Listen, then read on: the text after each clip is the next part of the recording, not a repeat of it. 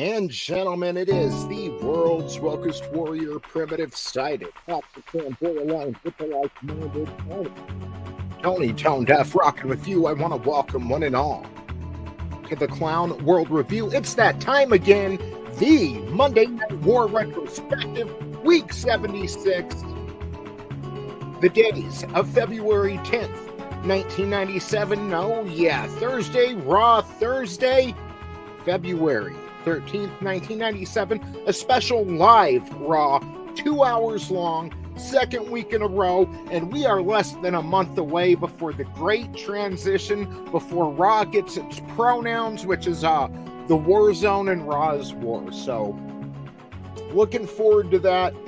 We've come such a long way since we first started, since that first Nitro at the Mall of America in Minneapolis. I don't even know if Minneapolis is a real place. It's just something I've heard about. But yeah, we've come so far, and man, it really started feeling more like the Attitude Era tonight. Just slightly. We're still in that weird purgatory type area between what was older WWF, the New Generation era, compared to the Attitude Era. But we are on our way. Say what's up to my Creole homegirl right here. How you doing, girl? What are you doing? What's up? What are you doing after the show? Oh, she said nothing, baby. I don't know. That's Etep shtick. I'm just stealing it. Yeah. So with that being said, let's go ahead and go around the horn, introduce our panelists for this evening. First off, tonight, well, it's me. How are you doing, me? Hey, why? It's the place to be to have fun. The Clown World Review. We're here with Master Deathhead. This is my demon that I'm constantly battling. Oh, it's Adam. It is. That's right. I had to get you back a little bit. It really worked when you threw yourself off your own stream. So it totally. We were backstage and we were getting ready to jump on tonight, and I took everyone out of the stream so I could introduce the show, and I just keep hearing Adam's voice, but it's my logo and name. I'm like, what in the hell? And then, yeah.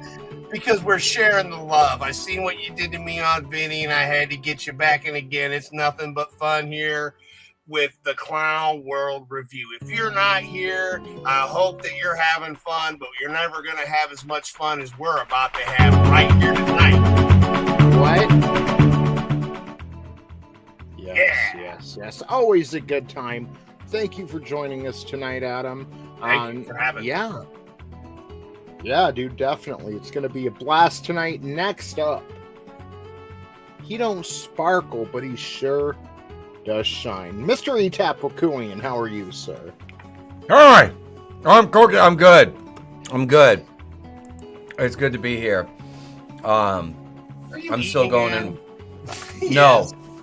No, I wasn't eating again. I definitely was not eating again.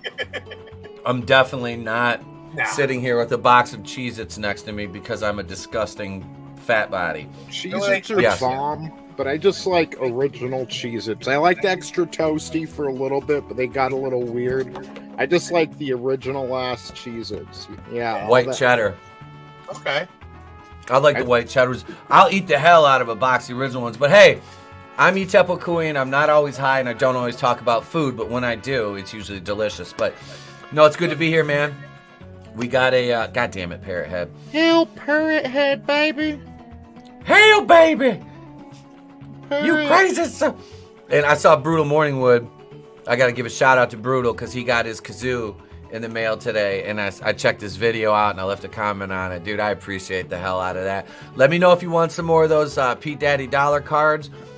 I got a box of them. And what a lot of people don't know is if you take a stack of these, like, you can prop them under table legs and shit, and they'll keep your tables from wobbling. So now they'll get, you know what though, they'll get rid of a lot of them because again, as we're trying to bring a lot of people together and do events and stuff. That shit that you could, if you need me to hold on to it, next time I come up, send the shit with me since I'm road crew. There's a few in there. I can get more printed up. But thank you for having me on, Tony. I'm looking forward to it, man. I've actually got Raw going right in front of me.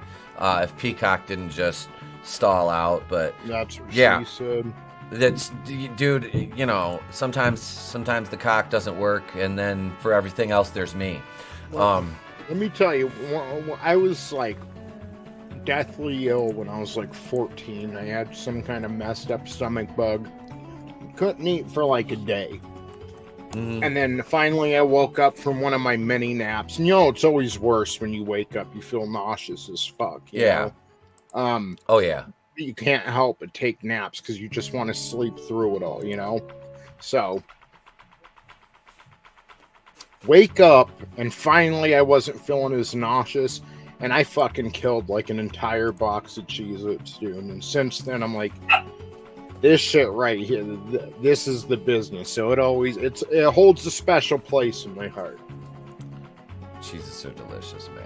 They're delicious. Cheez-Its are the breakfast of champions, but you can enjoy them any time of day. They are wonderful. So, next up on the panel, ladies and gentlemen, one of the most creative and intelligent storytellers of our time.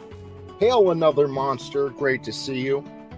Yes, our next panel is one of the most creative storytellers of our time. He is not the author of Infinitel Chronicles. Ladies and gentlemen, Angelous Draven. Hey guys, I guess I played enough D&D and created enough characters that I can tell a decent story when needed to. My character here, obviously Angelous Draven. But tonight should be a good show, and don't feel bad about the Cheez-Its. I don't really have anything else to snack on, but I had these things of Ritz crackers, so I ate like a whole sleeve of garlic herb Ritz crackers earlier. Right. So well, I guess you're just one of the coastal elites because we do Cheez-Its up in her. Ritz are okay. They're not a bad cracker, but when I'm like eating cheese and crackers or something, I just want a saltine. I don't know. Ritz are for like when you're having soup, in my opinion. I had some Cajun crab dip a while ago, so that's what I was using them for. Hell yeah. I don't eat Cajun crab dip, but hell yeah, whatever works for you, brother. So, Etep's crack is Cheez-Its. Yes, Parrot, I agree. It is. It really fucking is. Like, out of everything that I enjoy shoving in my mouth. Haha, he meant crack cocaine. I was trying to put that together. Like, what do you mean it's crack? Okay, I got it. Hail to Papa Cotton. How are you, sir? Hola, mis pendejos bonitos. You beautiful. Is it beautiful bitches? See chicken and biscuits are good. Yeah. Pendejo is asshole, but bonita. Well, that's what I'm hearing. I've always heard puto is asshole. Then I'll hear it's bitch. I've heard No, puto and puto. That's like pussy. Yeah. Mm-hmm. Dude, chicken and a biscuit, those are bomb too, but they satiate me so quick. Like, I can only eat so many of them before I'm like, all right. Those are one of the best, like, dipping crackers. Mm-hmm. Like chicken and a biscuit ones. Those, you can dip those in fucking anything. I still remember the first time I had chicken and a biscuit. Like, I was over at my cousin's house and, like, she was eating some crackers. This is when we were young. Like, it's around the time the Family Matters played where they burnt down the restaurant. Steve Urkel. Oh, yeah. Yeah, that was around the time that was first airing. And I feel young, real young. My cousin was eating crackers, so I asked her for one. And I just wasn't expecting it. I thought it was going to be a cracker, I was young, and I'm like, what the hell is this delicious flavor-filled cracker? Like, what could this be? And I saw the box, like, chicken and a biscuit, huh? Yeah. I like the old veggie thins that were shaped like vegetables are different than the newer ones. Yep. But veggie thins, sociables, wheat thins, Sociables, I remember those. Dog, I love them cracked pepper. The cracked the cracked pepper Triscuits are really good. So are the rosemary and like olive oil ones. Those are good. People are tuning in for wrestling, and we're talking about fucking crackers. I know. My dad The works at Ritz were Cracker garlic Factory. butter, so it's a good combination with the seafood like thing. Yeah. Yep. Oh, Like a gotcha. shrimp dip. Yep. Look, I'm gonna be like the left is with Trump supporters. If you eat thief food, please tune out of my show. No, I'm kidding. I've got like 8 people watching. Please don't. Please don't. For you, it Or would the be bugs hot of the dogs. sea. Yep. Like I can't smell your seafood breath through the chat, so it's all good. Man, It's when like, they've been eating scallops. I was Oh, like I love when I was scallops. working in this strip club, right? It's Mhm. loud. So like when you're DJing and you're asking the girls what they want to dance to, they kind of got to yell it to you. And these bitches loved to eat sushi. Ugh. And I mean, they Not would while you're just be like, stripping. let me hear Waka Flocka Flame. And you just smell fish and Yep. garlic coming from this beautiful woman. Like, Mhm. why? Why? Yep. But again, Tony, you were the one stripping, so it's okay. Yeah.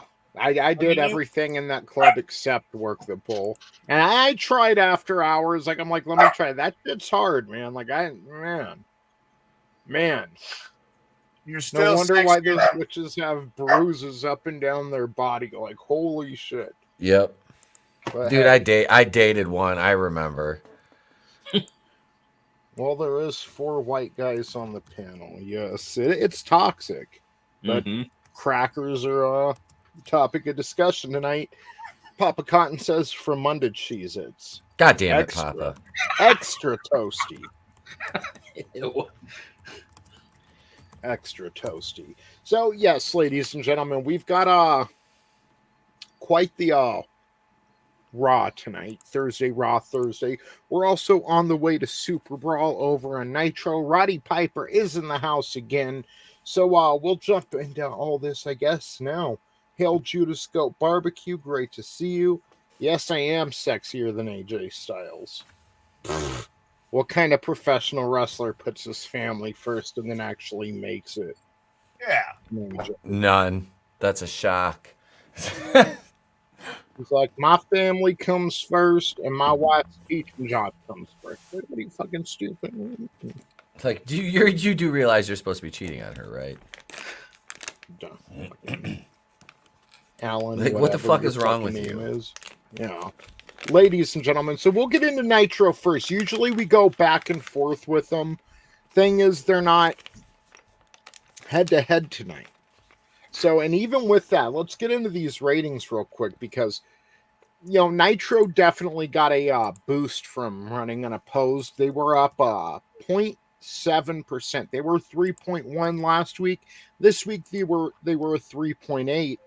And Raw, for not running in its normal time slot, they only lost 0.3. So they had a lot of people tune in. They did get a 2.3 this week on Thursday, February 13th, 1997. Compared to February 3rd, 1997, last Monday, they had gotten a 2.6. So not the worst drop for not running in your normal time slot. Good for them. And it was a good Raw. It was 2 hours long. It was live. That's big for Raw right now. You don't normally get that. But over on Nitro, they're coming to you live from the Jacksonville Coliseum in Jacksonville, Florida. Your current champions, World Champion Hollywood Hogan, U.S. Champion Eddie Guerrero. The WCW Tag Team Champions are the Outsiders. Your World Television Champion, Lord Steven Regal. Your Cruiserweight Champion is Dean Malenko, but Six is in possession of the belt right now. He did steal it from Malenko. And this is like weeks after Eddie Guerrero got his U.S. title back when Six did the same thing. So the dude, he's just a little klepto. Now, for the most worthless title in professional wrestling history, your WCW Women's Champion, Akira Hakuto. Won the title December 29th. We're now February 10th, and we haven't seen it since she won it. They had to pay her. Around now, Medusa's like, fuck, why did I leave WWF? throw the title in the trash. Why? The night begins with U.S. champion Eddie Guerrero taking on Dean Malenko. And I've actually got to do something real quick. The Clown World Review. Will you cover for me the Clown World Review? You can talk about whatever. Hail to Zombie Box Reviews. That's a new name. Great to see you. Thank you for joining us. Totally professional that I need to go on mute for a second. Hail. I'll be right back, and we'll start the results, ladies and gentlemen. Talk about From Under Cheez-Its. Okay, so From Under... Hi, I'm the Clown World Review. The Clown World Review had to step away. Pay no attention to the man behind the curtain, though. Hi, Zombie Box Reviews. Parrot Head, I am the World Heavy Nose Champion. Hail Judas Goat Barbecue. No, this was a solid Nitro, and Tony was talking about Six Waltman stealing Malenko's belt. Six. Yeah, this was like what, the second time he'd done that. Like I said, he took the U.S. heavyweight belt at one point. I mean, this Jesus, we've assimilated everybody. I'm low res Tony. I'm low res Tony. No, there's four clowns. Gap After Dark. There's four. Yep. There's four. Wait. Heads. Here, let me bring in. 3 and 4. Here, we'll bring Vinny in. Hey, Vinny, join us. Join us, Vinny. But... It floats. They do float up here, Vinny. We all float down here, Vinny. We all float down here. Someone send me the image. I'll do it. I got you. Hang on. Yeah. So we were talking about Waltman, X-Pac, Six stealing belts. Hail Gap After Dark, and it was funny because the shtick worked for him, because honestly, like he had a couple good runs in WCW, but honestly, he had way more success in WWF than he did in WCW. Which, being as Hail Keely Chow, he was in on the you might be stoned, but there are 4. There's about to be 5 clowns. Zombie Box Reviews. No, I think I don't know what do you think he had, like, honestly, like, because he was kind of like almost an afterthought though in DX, like, really. I mean, yeah, he was there, but I mean, how much of a what do you think? Where do you think he contributed more? I'll just send it around. We'll go down to Vinny first. Maybe with X. I think with TX probably. I think he probably contributed more. I mean, I was never a big fan of him, to be honest. So yeah, I never really wanted to follow his career much. But when he was with DX, like I tolerated him more. So that's my answer. Okay. What about you, Draven? I'm gonna probably say DX because I even forgot that he was in NWO. Like, he just didn't really do anything. But I prefer him as 1-2-3 Kid, just because, like, that's one of my earliest, like, memories of wrestling. Like, when I was actually watching was him versus Razor Ramon and stuff like that. So yeah, dude. What about Hill, you, the Gap Adam? After Dark. Hill to Keely Chow. Brutal Morningwood. Now, I want to say the best name on YouTube, but I saw Pinochet's Helicopter Tours, and I mean, you guys are neck and neck here. 2 great names. 2 great names. 2 wonderful names. Them's the tits. No, it's all silent now, like I just sound like a dick. No. Hail to Vinny. How are you, sir? Hail, brother. I'm good. How you doing today? Good. Just in my Superfly Adam Snuka gear. Yeah. Well, I mean, if you can't have fun with your friends, they're not your friends. I'm sorry, they're just not your friends if you can't have fun like your friends. Right.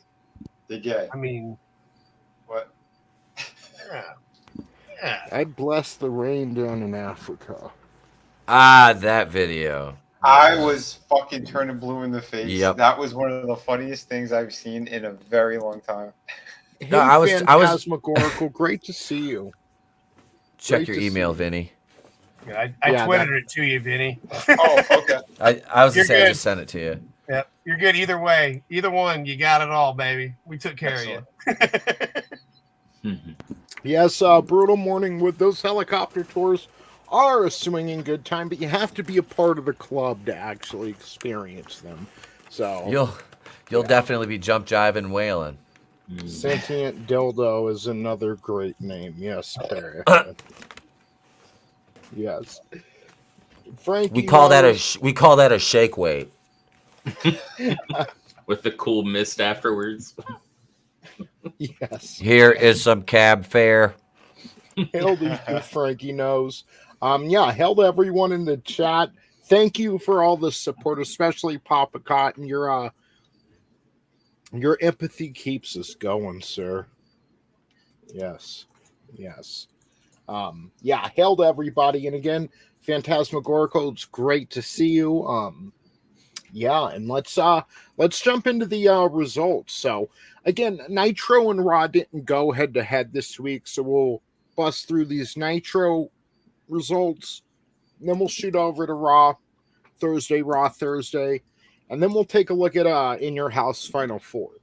So, which I didn't get to watch all of the pay-per-view, unfortunately, but I made sure to watch the main event. And yeah, we're officially I guess kicking off the road to WrestleMania with tonight's shows. So good times. So yeah, the show starts with WCW US champion Eddie Guerrero versus the Cruiserweight champion Dean Malenko. But again, Dean doesn't have his title. Six came out and stole it last week. And this is after Eddie Guerrero just got his US title back a few weeks ago when Six had taken that. You know, they had a ladder match sold out. Eddie got that back. So this was an okay match. It went a shade under 5 minutes, but it did end when Six made his way out and tried to steal Eddie's U.S. title again. And he already has the Cruiserweight. He's just trying to steal all the gold. Eddie does stop him, but in the process of that, he got counted out, which neither him or Dean Malenko were very impressed with. And actually, when Dean was coming out tonight, he got on the mic and said, Six, anytime, get your ass down here and I'll wrestle you and I'll give you a schooling, boy. But yeah, so neither was happy with the result. You know, Dean likes to put on his matches. So does Eddie Guerrero. And yeah, senseless count out. Six is a klepto. So we'll see where that takes us. Did any of you guys see this? Yeah, I watched it. Yeah. Dude, so you have to ask yourself if racism plays a factor in this. Well, it's definitely Dean Malenko's white privilege that allowed him to keep the title. I mean, let's be honest. You know, and there's no way Dean Malenko is beating Guerrero. You know, especially by count out. That's straight cis heteronormative white male Guerrero privilege. had the title. Yeah, well, Guerrero had one title. Malenko had the other. Yeah, Dean is the Cruiserweight, Eddie's the U.S. And I mean, what this says to me is Six thinks that Mexicans can't be Cruiserweight champion. And that's just ridiculous. Dude, well, look at it. I mean, you've got Eddie and Dean, and you've got them in a fucking just under a 5-minute match in your opener. Like, I mean, I know they want, even with the finish, you could keep it the same, stretch the match out a little bit more, and just trim the fat out of some of your promos. And if you're going to have a fuck finish, give these guys the opportunity to at least light the crowd up, you know, because they were both capable of that, especially in an opener. You know, if you're gonna have a screw job WCW typical finish, and I say that as somebody who stands for WCW pretty much. I hate to use that word, but I do. At least make it, you know, give the crowd something. You know, it's give and take, and I think they forgot that a lot with their booking. Yeah. Etep isn't here tonight. Only clowns. Yeah, that's right. That's just my impression of Etep. He throws his voice really well. Yes. Hans cock. Where? Good old Hans cock. That's like me, Brutal. Okay, so Brutal Morningwood says, you know me, I put the pathetic in empathetic, but see, I put the sexy in dyslexia. So I put the id in stupid, I guess. Oh, Yeah, I'll take that. I'll work with that. I put the cock in your mom. Oh, Boy, did I do it wrong. Phantasmagorical. You were in the UK. That's awesome. That's really, not as awesome as it would be 10 years ago, but no, I'm kidding. Right.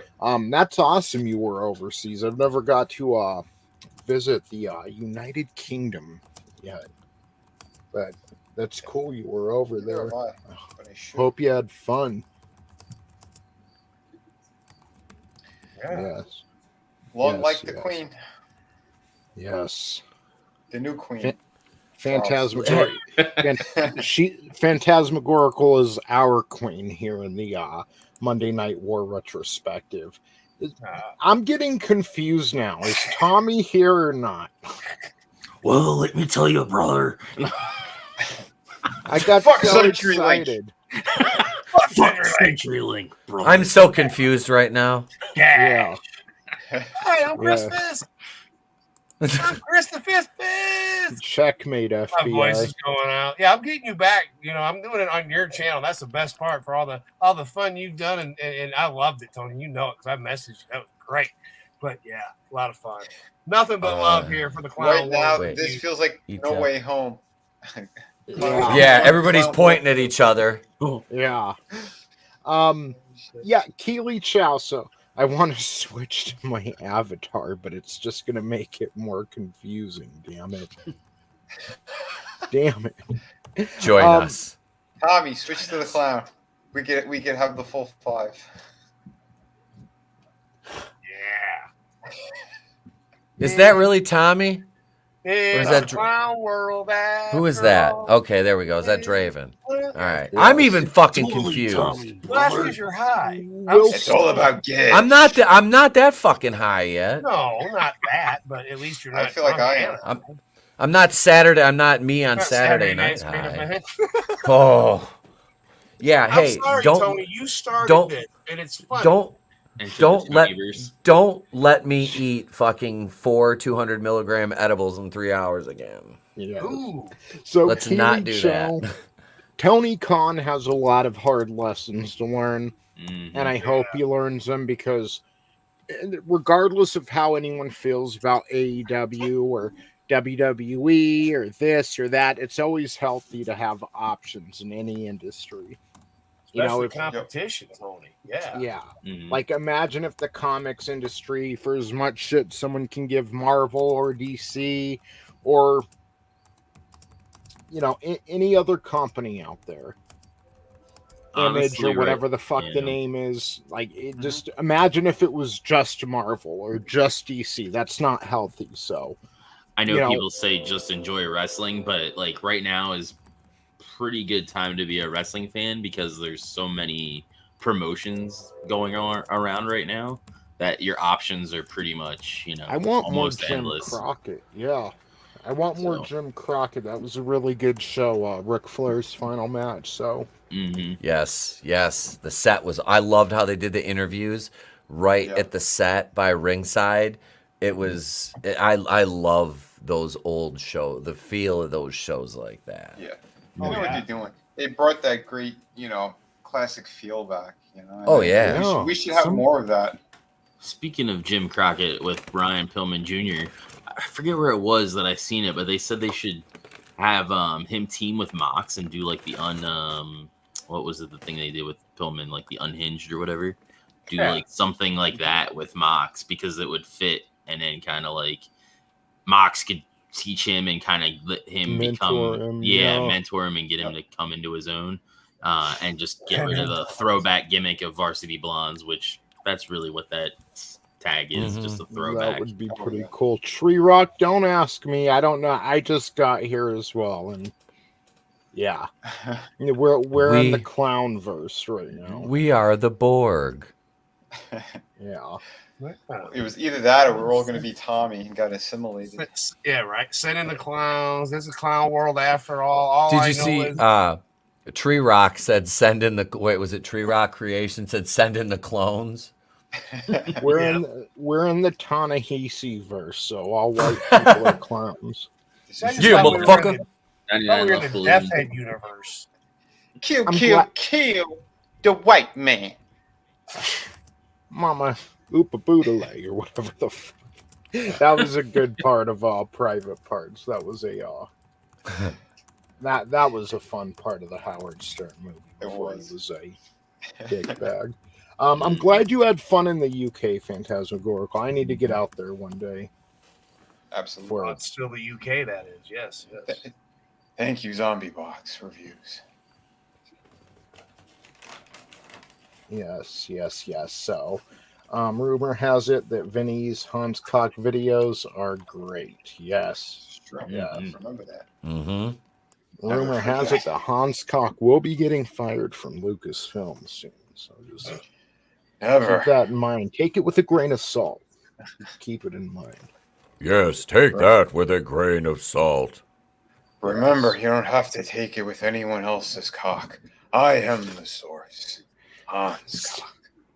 Speaking of the source of cock, Bobby Eaton is out next. And he takes on Conan. And Conan's just getting into his gangster gimmick now that he'll be known for here in the next few years as he joins the NWO and Wolfpack and all that. So this match goes a little under a minute and a half. Conan wins with the 187. Then we get Lex Luger versus Ron Powers, but Luger comes out with a cast on and Eric Bischoff refuses to let him wrestle. I mean, you can see the roid rage in Luger's face when he's told he can't wrestle with a broken bone. So the Giant takes his place as they've been buddy lately since Giant left the NWO. Owen Hart was able to wrestle with a cast on. What the fuck? Yeah, right. And Kurt Angle won a gold medal with a broken freaking neck. I know, right? Yes. That's true. And Bret Hart nearly died. Thank you, Goldberg, you prick. Yeah. Oh, sorry. That was completely different. Giant beats, I know, I wasn't expecting this either, but in an upset, Giant defeats Ron Powers with a choke slam. And How did he beat Ron Powers? Yeah, I'm the still original tripping Gay on that. Frog, Mike Tenay, interviews the Giant. And he asks what's going to happen if Giant has to go against the Outsiders by himself at Super Brawl, if Luger isn't cleared to wrestle. And Giant says, first of all, he is the Giant. He's not scared. Second of all, he knows that Lex is going to be there, so he's not worried about it at all. And Lex comes out to confirm that he will be the Giant's partner at Super Brawl. Everything's good between those two. Definitely no problems. So after the break, we see the Outsiders and Big Bubba come out of a limo. This is in the parking lot, and Six is videotaping the whole thing. Bubba says he wants to help take out Diamond Dallas Page. And Scott Hall says Bubba is the man for the job. So next we get the Steiner brothers versus High Voltage. This just turns into a clusterfuck because they're going to have a 4-way tag match with the Faces of Fear, Public Enemy, and Harlem Heat, and the Steiners at the pay-per-view. Sounds like they're gonna be wrestling for the number 1 contender spot, so whoever wins that will face the Outsiders at the next pay-per-view. So they're all staring each other down, the different tag teams, while the Steiners defeat High Voltage in the ring with the Steiner Bulldog. This goes about 4.5 minutes. No crazy brawls or anything like that, just to stare down this week. It was okay. We've had so many of these now, like these 4-way tag matches, or over on WWF, they're having a 4-man match at the pay-per-view.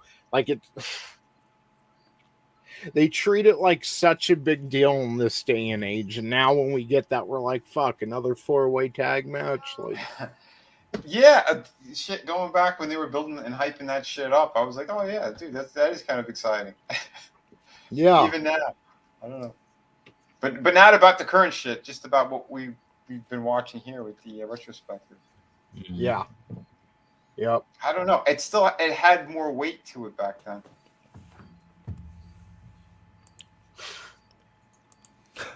And that's just because of Vader. Sorry. We are Clown World Review. We have a meme here from the wonderful Frankie Knows. Thank you, sir. And you know, yesterday I was saying during the box office breakdown over on Monday Going in Raw, I'm like, is there anything else even coming out this year? But there is. There is. And foolish me, I forgot about it. Ladies and gentlemen, Black Madam. Black Madam will be here in a month. The time of She-Rose is over. Nice. Beautiful. Yeah, that's funny too, because this madam's going to get some jewelry once we get over to Raw. So we'll get into that because I wasn't expecting it, but yeah, I watched that. Yeah, I was like, nice, okay. Sean's losing his smile. Yes, thank you, Frankie Knows. That was awesome. Parrot Head says it was over faster than a teenager with his first porn. Yes, the giant. That basically is porn to the giant. Like quicker than a hiccup. He wrestles someone for a minute and a half, choke slams him, and is like, "Did I just get laid?" Good times. This is sex. Rah! That's what he does. Yeah, what's up with that? Two of the clown icons don't have a white circle. You fakes. You don't have the authentication. I have a white circle. Is official. That was hoping so that you wouldn't get confused, but you're the one that threw your ass out of your own show. Yeah. Oh, it was horrible, Vinny, because Adam was the first one to fucking do this with the. Oh yeah. And I didn't notice it, so I was knocking everyone out backstage, so I could just be alone to introduce the show. And I kept hearing Adam. I'm like, dude, why do I hear you? And then I realized I took myself out of the show. And Vinny, I didn't have the name perfect. Like, I left the little spot from Tone Deaf. Like, I just had Tony Tone Deaf, I'm like, all right, this will be fun. He'll know it's me because it's not No, he did. He literally threw his own self out. He got me back for Sunday night. Yeah. I loved what you did, man. And I love you, Vinny, for thinking it was me and then laughing and then everybody like, come on. I'll be right there, guys. I'll be right there. But again, I was doing my thing, I was plugging away and, talking about your comics and Chris's comics and Tony's lovely show. And, I even plugged this funny little Druish dude named Etep Wokuian, and the place to be reviews. We'll call him the Nose King. But yeah, again, and Angelous Draven. Make me sound like I got a cocaine problem, bad. But no, man, again, it was great, Tony. When you did it and the fact that on accident you bounced yourself, I'm sorry. Winning. That was, awesome. So, guys, over on Nitro, this is my favorite part of the evening coming up. So, Bischoff, the Outsiders, basically Bischoff and the original Wolfpack, the Outsiders in 6. They come out, take over the announce table, boot Shivani and Zbyszko out of there. And, okay, so a few weeks ago at NWO Sold Out, the Outsiders lost the championship because Nick Patrick was the referee all night for all the matches. But at one point in time, he got knocked out. The Steiners hit the Outsiders with the finisher, hit Scott Hall with it. And Randy Anderson, referee Randy Anderson, runs out from the back and he makes the 3 count. That was probably the highlight of the pay-per-view. So the next night on Raw, or Nitro, Bischoff comes out and says he's the highest ranking WCW official. Randy Anderson he didn't have the authority to officiate that match. So he stripped the Steiners of the tag titles, gave them back to the Outsiders, and he fired Randy Anderson. So that catches us up to tonight. Randy Anderson wanted a chance to speak with Eric Bischoff, plead his case, and try to get his job back. So Bischoff says, what better time than now? And he brings Randy Anderson out. He comes out with his 2 kids, a boy and a girl, and his wife. And Randy Anderson asks for his job back. And then he has his little girl, cutest little girl. She's like, Mr. Bischoff, will you hire my daddy back? And Bischoff is like, well, little girl, tell your dad, whatever her name was. He's all, tell your daddy that he's still fired. And him and the fucking outsiders are just laughing it up. Really douchebaggery, but it was awesome. Yeah. So to prove to the world that Bischoff does have a heart, he makes a match for next week's Nitro, Randy Anderson versus Nick Patrick. If Randy wins, he gets his job back, but if he loses, he's out of here for good. Yeah, and they spoke about Randy Anderson defeating cancer, and his wife is kind of worried about him having the match, but Randy Anderson accepts the challenge. And yeah, Nash reminds Randy Anderson that Nick Patrick is undefeated because didn't he defeat Jericho or something a few months ago on pay-per-view or Starrcade or something? So, yeah. So, with that being said, the outsiders now are going to prove that they're not the cowards they're being made out to be by the Steiners and all that good stuff. And they accept a match and they go into the back to get ready. Bischoff announces the Extreme will come out, and Bischoff also says he doesn't want to officiate alone. So he brings bitch-ass Larry Zbyszko in to officiate with him. And so the Extreme start making their way out after the outsiders head to the back. But when the Extreme are about halfway down the ramp, the outsiders just run right back out and start kicking their ass in the aisleway. And the titles are on the line for this as well. They get them in the ring. The outsiders get the Extreme in the ring. The match officially starts, and there's about a minute and a half of action before Scott Hall gives Ace Darling a choke slam. And yeah, that was that. So the outsiders defended their titles.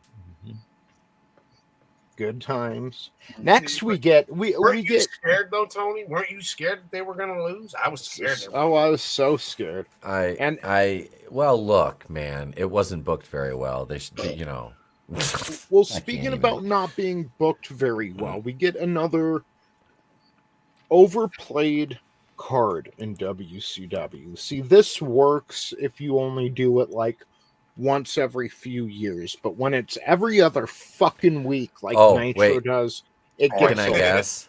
Can I guess? Is it a fucking time limit draw? Yeah. In the TV, was it the TV title match with Lord Steven Regal and Mysterio? Rey Mysterio. Mysterio, that's right. Rey Mysterio fucking hits Regal with the head scissors.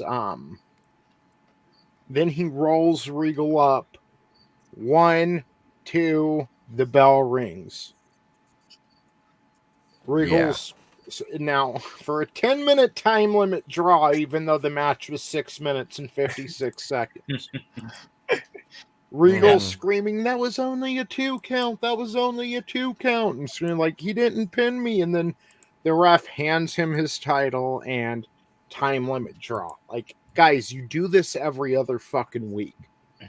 Like, it means nothing. Yep. Jesus. So after 6 minutes and 56 seconds, they had a time limit draw of 10 minutes. So good times. And then for what? For what? The next match is Kevin Sullivan versus Maverick Wild. Well, there isn't any commercials in the. Was there a commercial break in that match? Can't remember. No, I don't think so. They counted their intros as they walked out there. Maybe. Hey, the funny thing is, Maverick Wild's finishing move is called the Twist of Etep. So Twist of Etep. Etep, so it's my cousin. I was like, is that your shit. twin sister? Duh. Etep. Etep. She's an ugly bitch. She's ugly, yeah, that's for sure. She's short, blonde, has a beard, lost woman. By the way, Parrot Head, that's hilarious. Thank you. He sent me that to Etep, and oh my goodness, that's hilarious. I didn't get a chance to. I was gonna share it in a little bit. Yeah. I just, oh my goodness, I had to though. That's just hilarious, dude. Yep. You rock. All you guys in the chat, thank you for the support that you give all of us as a group and individually. It does mean a lot to all of us. That's but right. yeah, thank you. Yes, thank He you. also he wanted to thank you for the sex as well. He told me that privately. He goes, I want to thank all of the people in the chat for all the great sex. I'm like, wow, Adam, that's awesome. And whoever sent me that fetish hooker, you have no idea. You just made my Christmas card list. You're welcome. Next time, send a woman though. Speaking of fetish hookers, Kevin Sullivan defeats Maverick Wild with a tree of woe and a double stomp, which has got to be one of the worst finishers. I was just gonna say that is the worst goddamn. I didn't mind Kevin Sullivan, but like that move was so stupid. Like his move set was so limited. That's what I mean. He keeps booking himself in angles and like, dude. Yeah, there's better talent. He's like lower, far low, bottom mid card. Yeah, like but he's on himself to feud with Hogan. Like, yeah. So, yeah, it's awful. But it's kind of interesting since he brought Jacqueline around, Miss Jackie, and Mike Tenay. I guess Mean Gene's taking the night off. He interviews Kevin Sullivan, Jackie, and Jimmy Hart in the IOA. Sullivan felt like everything was over, and then Jacqueline reminded him of what his mentor Jim Barnett and his best friend Mark Lewin and King Curtis would all tell him. I don't care about any of those names. Mm-hmm. He knows that woman had picked up a few bad habits since she first lived with him, but he also knows that he's all that tough. Jacqueline can take care of her. Tonight he says he's not the Taskmaster. He's just Kevin. He has a little jungle fever. That's what gives him the edge. When it comes to Jackie's blowing everyone in the back. That's why she like scratches his back like during the match, and he like fucking go like powers up. Like I was gonna say, it's the power of black. He's got the power of black girl magic in his corner. Mm-hmm. But seriously, Jacqueline was probably like one of the most like we clown on Sunny for being like a rat, but Jacqueline, like literally, I've heard firsthand from like Jamie Dundee, and like I said, them walking in on a locker room he said we walk in, which Jamie Dundee is at ringside right now with Savio Vega, but man, goddamn walk in there, Miss Texas, old Jackie on her knees blowing 5 guys at once, all hand jobs and shit, all 5 dicks just swinging at her face, and she'd taken every single fucking one of them. Holy hell! He was like, oh, Jerry Lawler right up front, that old racist motherfucker. He down there getting his dick wet, though. There are worse places for your cock to be. Mm-hmm. Right? I always thought Jackie was hot. Yeah, I thought she was fucking hot. I had a thing for her, I'm not going to lie. In the next match that didn't go as long as Kevin Sullivan's interview did. Or his marriage. Yeah.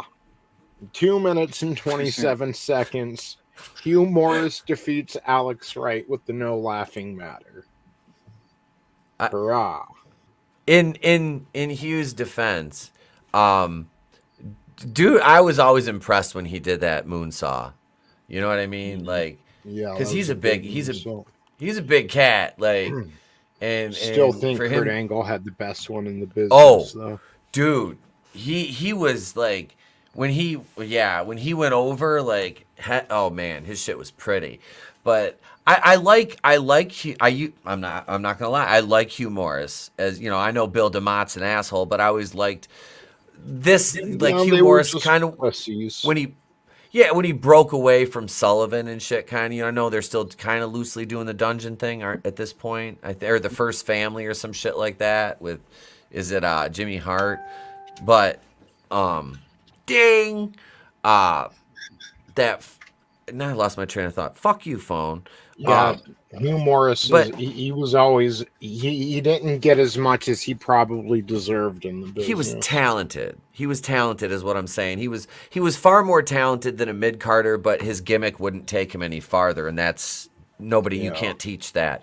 Alex Wright, on the other hand, WCW with that gimmick. Yes, he would have.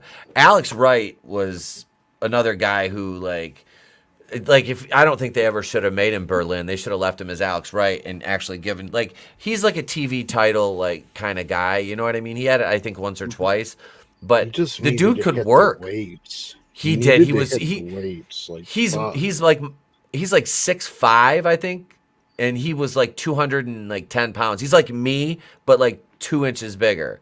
Like, I mean, he was like, for his size, like, and he had a bigger frame, but he was just skinny. Yeah. Like, looked like Joaquin Phoenix and the Joker. Like, holy fuck, dude. Yeah. Like, eat some pasta. Like, shit. Yeah. Dude. So, yeah, our main event of the evening, ladies and gentlemen.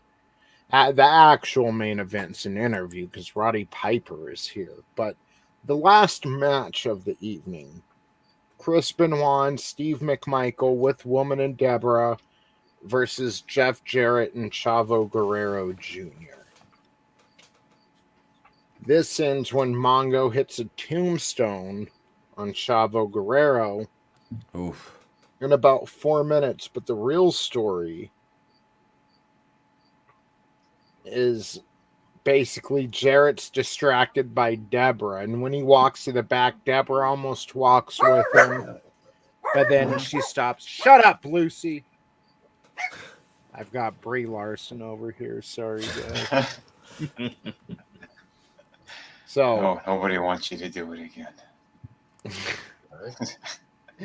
The Horsemen come out after Chavo and Jarrett clear out. Arn Anderson is back. I still don't think he knows that he's wrestled his last match.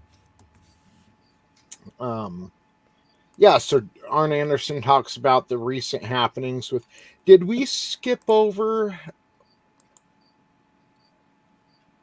It wasn't in these results. What the fuck? Also tonight, real quick before we get here, because Arn Anderson, I don't know why it wasn't in the results. Okay, so Arn Anderson talks about the recent happenings with Macho Man and Sting. So earlier in the night, DDP came out.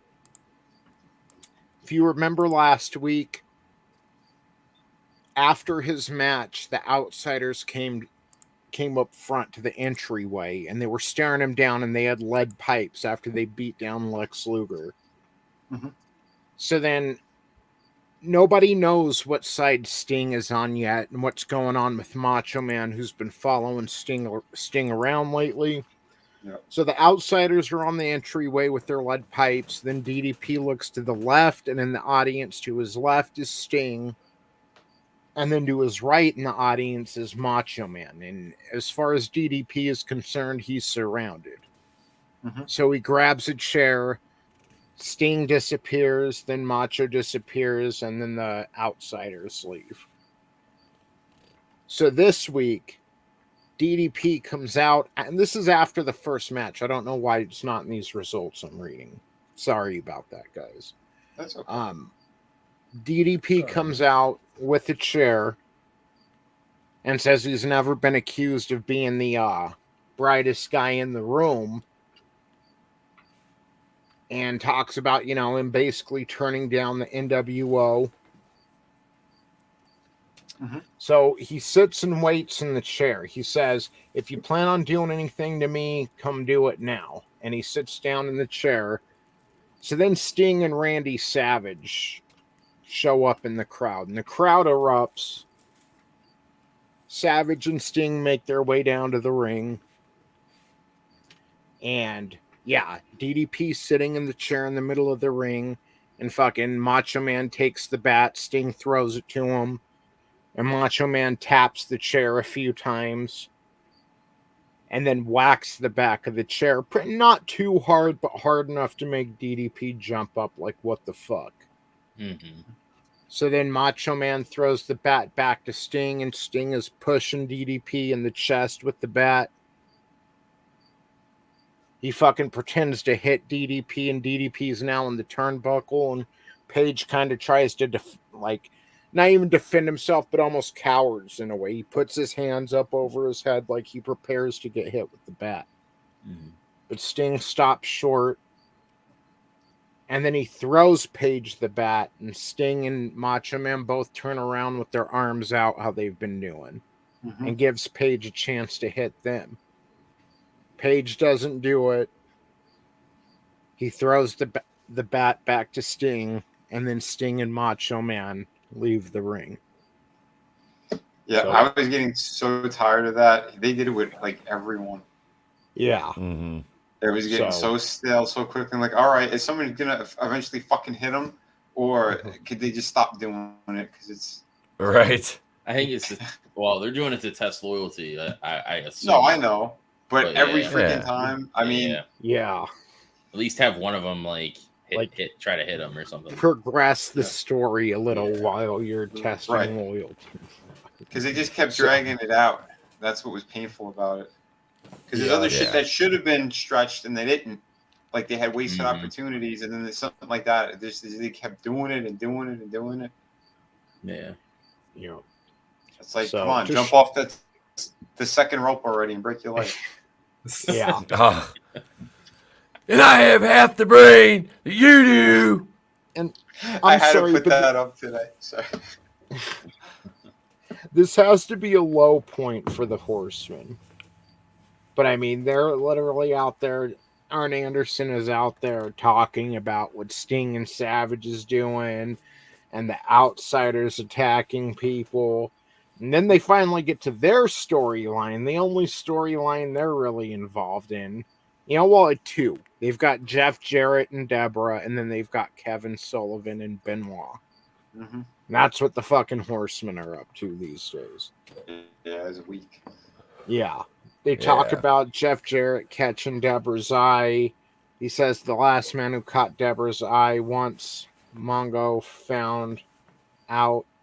The last guy that caught Deborah's eye, and when Mongo found out, that guy woke up 6 weeks later with a flea collar around his neck and sandbags to hold his feet, wondering how many men did this to him. Ric Flair says a bunch of shit that's not important, just your average Ric Flair. Mm. Oh no, it wasn't average. It was really random. I couldn't make heads or tails of it.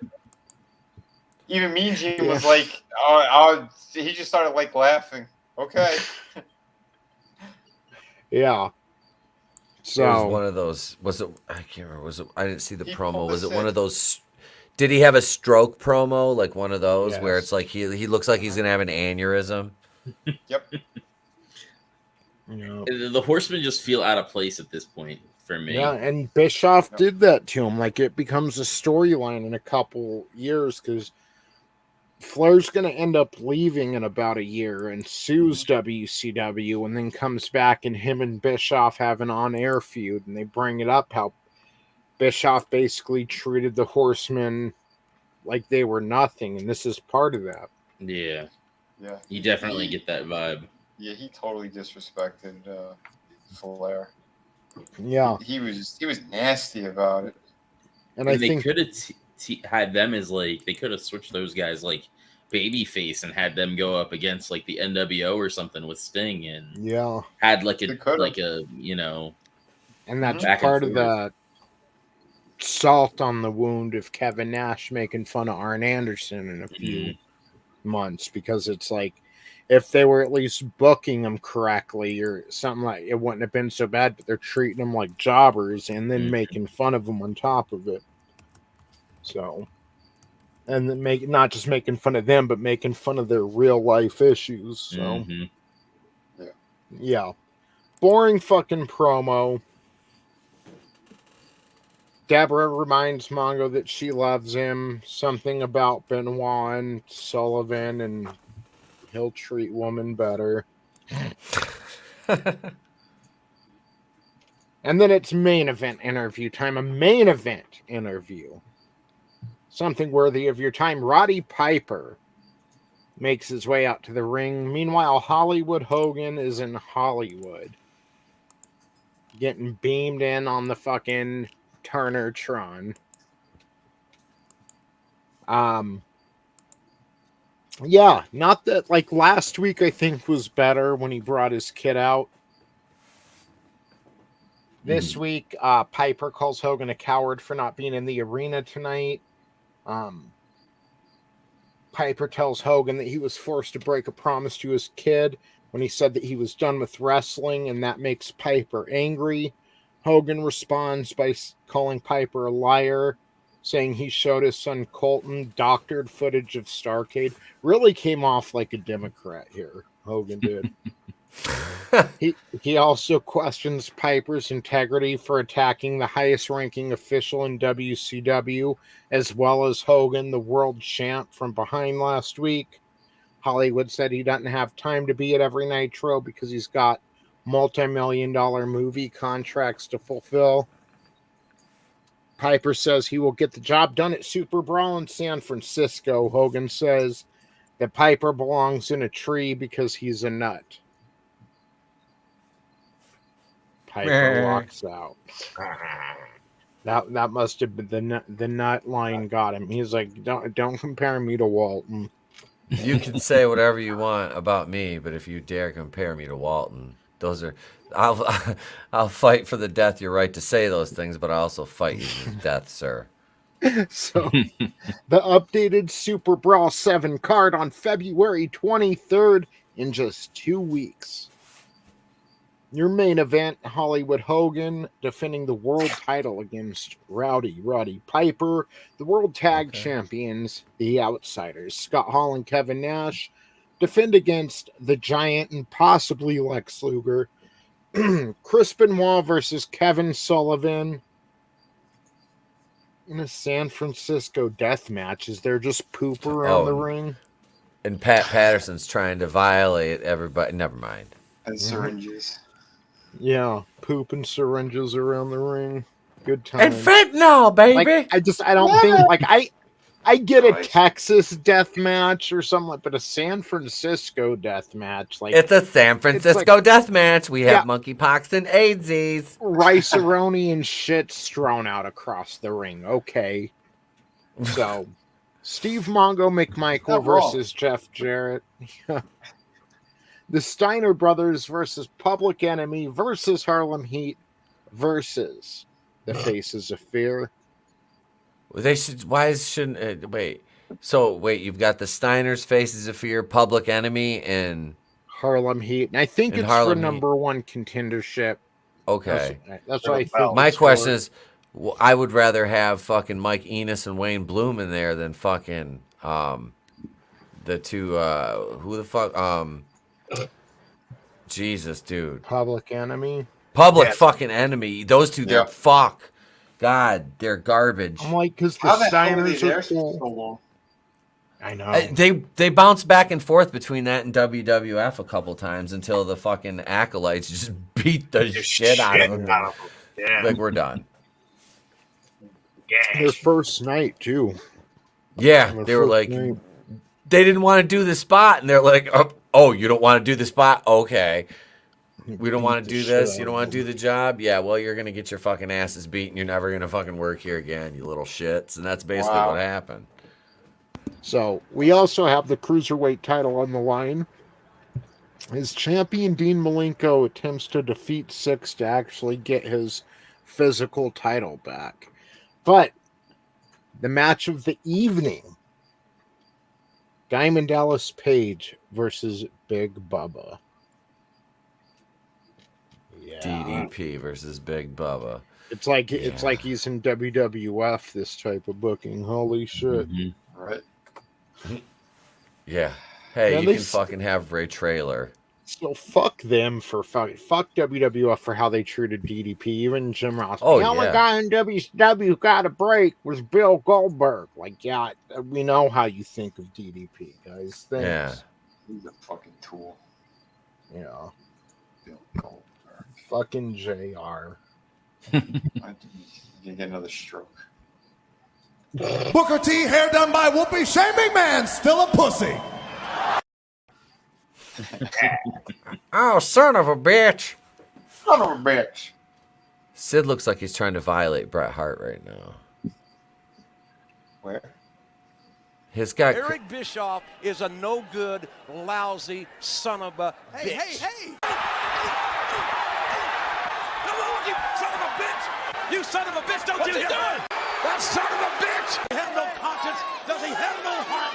Do you have no soul? You son of a bitch! I'm Triple H! You son of a bitch! I am reality. He's a son of a bitch if you ask me. The Rock just put Billy Gunn's face in that large woman's ass! Yeah. Now I'm going to go home and kill my family. Way to go, Triple H. We gotta start doing this show better and just talking about the important shit. Fuck Kevin Sullivan. Yes. Right up his fucking ass. Yep. Yes. Raw Thursday from Lowell, Massachusetts in the Memorial Auditorium. Your WWF champion, Shawn Michaels for now, for the next 10 minutes. Intercontinental champion for now, for the next 10 minutes. Hunter Hearst Helmsley and your World Tag Team Champions, Owen Hart and Davey Boy Smith. Yeah. Raw Thursday, your hosts for the evening are Vince McMahon, Jerry Lawler, and Jim Ross. And we start the night with the Intercontinental Championship on the line. Hunter Hearst Helmsley defending against Rocky Maivia, the blue chipper. Good match, fun. Mm-hmm. Always like to see these two go at it in the early days because literally since Rock's first official match in the WWF, that was in a Survivor Series match with Hunter Hearst Helmsley on the opposing team. And just to know where these two are going to go, cool to see him wrestle back then, and especially this week, because this came to me as a surprise. I wasn't expecting this, but yeah, Triple H beat Rock pretty bad, and he went to lift Rock for a pedigree, and the Rock was just limp and falling to his knees, and so for some reason, Triple H does his little curtsy to show, instead of pinning the Rock, he does his curtsy to show how badass he is. Well, that's the one thing I thought it kind of worked because he was drawing it out because it looked like like The Rock might have actually been injured because he was really playing possum. He did it in a good way.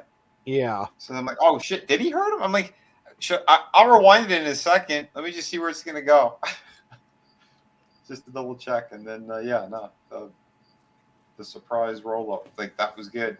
Yeah. Rock hits him with the 1, 2, 3. Wins the Intercontinental Championship for the first time. Mm-hmm. And then Doc Hendricks goes to interview him, but the mic wasn't hot enough. So, like, the crowd noise was really drowning out what The Rock was saying.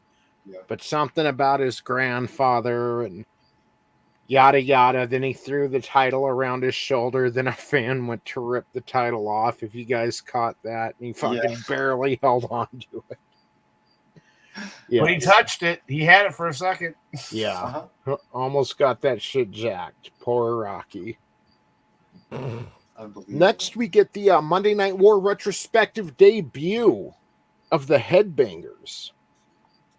Yeah. And, Sunny came out as kind of the guest ring announcer. She introduces the Headbangers. Then she introduces Aldo Montoya as the sexiest Portuguese accent in the world. And his partner. Yeah. Then she says Bob Sparkplug Holly has her heart racing. We know that's a lie, Sonny. You know, because he's got the race car driver gimmick where he makes her heart race. Now she should, you know, yeah. She makes him race over a innocent civilian while she's on pills and alcohol. I don't know. I mean, it's just a normal Saturday for Sunny. Yes. Didn't she like break a record with how many times she got arrested like in months or something? Can you imagine how much she had to blow her way out of those tickets? She had to have been a great way. She's got so many issues. Like, she had to have been fantastic in bed. Oh, definitely. Absolutely. Yeah. Crazy ones always are. Mm-hmm. You just don't turn them into a housewife because they'll end up, you'll get Val Venus.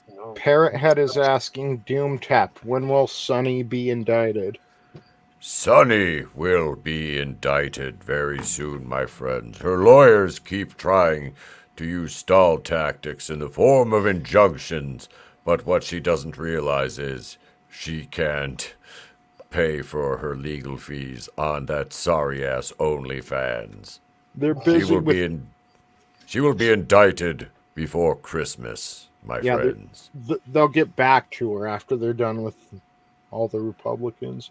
So the good news is she'll be able to celebrate Kwanzaa. With Jackie. I'm curious if they had a race. We'll say. So Jerry's in the back. He's going from one side to the other.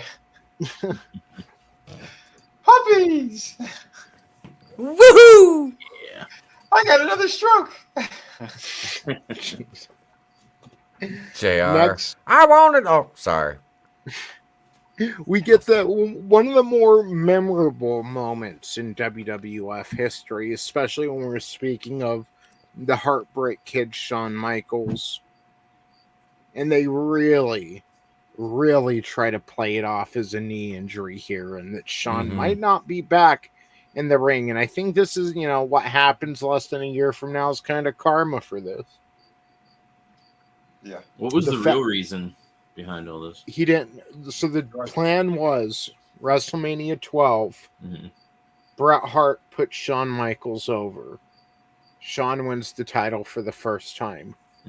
Then at this upcoming WrestleMania 13, Shawn returns the favor and drops the title to Bret Hart. But Shawn doesn't want to drop the title to Bret Hart. He'd rather just forfeit the title and not participate at WrestleMania. Ah, gotcha. So he loses his smile here and forfeits the WWF Championship. I thought while he was out, he was also in rehab. He went to rehab during that. Like, Maybe he was getting so bored, he just started doing more drugs.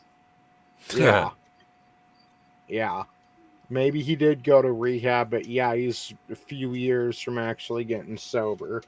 We can look that up in a minute if you guys want. Yeah. Interesting. Oh, because he failed multiple times. Like I did try to get him in rehab a few times, and he kept fucking it up. Shawn Winehouse. Until he found God, quote unquote. Wait, he's still alive. Never mind. Well, it's only one side of his eye that isn't. Only half his face is. I wonder. He was beat up by an army. We know that. Come on. He got beat up by a whole fucking platoon of Marines.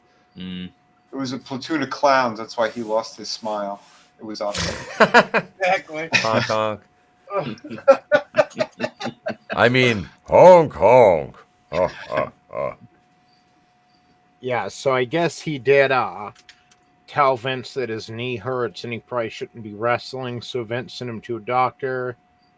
Said doctor, not knowing entirely what wrestlers' bodies usually look like and the kind of stress they live, said you cannot ever again wrestle or I'll have to remove your legs. So Shawn was legit scared for his career, but eventually came back after seeing a doctor that actually deals with athletes.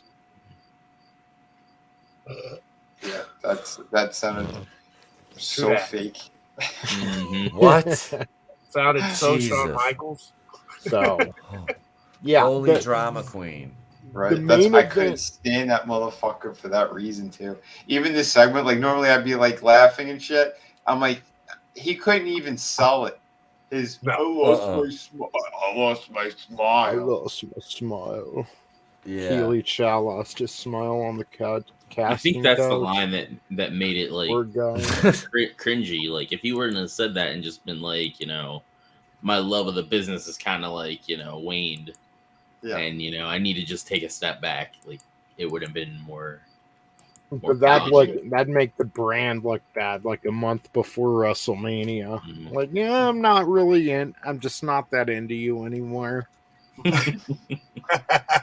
Well, that's sort of what he said by him losing his smile. Like that's why he I always lost thought his that smile. was But he didn't lame. need to say it that way. Yeah. Yeah. It was a McMahon thing. He was like, It'd be great if you said you lost your smile. and then he looked back over his shoulder when he was getting plowed by McMahon. He's like, "You're right, boss." Yeah, he found his smile on Pat Patterson's cock. Well, I figured he lost his smile because Sonny gave him crabs again. Yeah, he lost his smile when he caught Brett and Sonny together. So, yeah, Shawn Michaels loses his smile, gives up the title, and he really doesn't care what any of you guys think. He It was just Davey knows. Boy Smith. Yeah, he just has to do what's right for him, which means the main event, the Final Four match, this Sunday at In Your House, Steve Austin, Undertaker, Vader, and Bret Hart is no longer for the title shot at WrestleMania. The winner of this match becomes the new WWF champion, and because of that, Sid, who is supposed to get his title shot tonight, will now get his title shot next week on Raw. And instead of Sid versus Shawn Michaels tonight for the WWF Championship, we're going to have Sid versus Stone Cold Steve Austin. So, all bases are covered. Everything's cool. Next up, we get The Undertaker versus Savio Vega with the Nation of Domination. A choke slam puts Savio Vega away for the 3 count in about shade under 9 minutes. PG-13 and D-Lo attack after the bell. D-Lo looks so funny with his hair longer like that. Top. Yeah. He's got like that high top fade almost. It's really weird. It's really weird seeing him like that. Right. The 90s. Mm-hmm. Yes. Good old fucking PG-13. Hey, what are we gonna do? We're gonna walk down to the ring. We're gonna rap like fucking idiots for a bunch of black fellers, and then we're gonna get in the ring, and get our asses beat after they win dirty, and they're gonna pay us, Wolfie. So See, I thought they were the other group on fucking WCW, and they just jumped the both. No. So, yeah, PG-13 and D'Lo Brown start attacking Taker after the bell. They can't get the job done. Farouk and Crush run in. Ahmed Johnson runs in for the save, but the numbers game overwhelms him as well. But Undertaker ends up giving PG-13 a double choke slam. D'Lo gets punched away, but eventually the Nation of Domination decide to retreat as Ahmed tosses Crush over the top rope and fixes his wedgie. I was gonna say, I thought he only came into the ring just to get a wedgie. Hey, everybody, look at my ass. Look at my big old ass. I got a wedgie, motherfucker. Look at Hey, it. everybody. There's the guy that doesn't spread his ass in the shower. He stinks.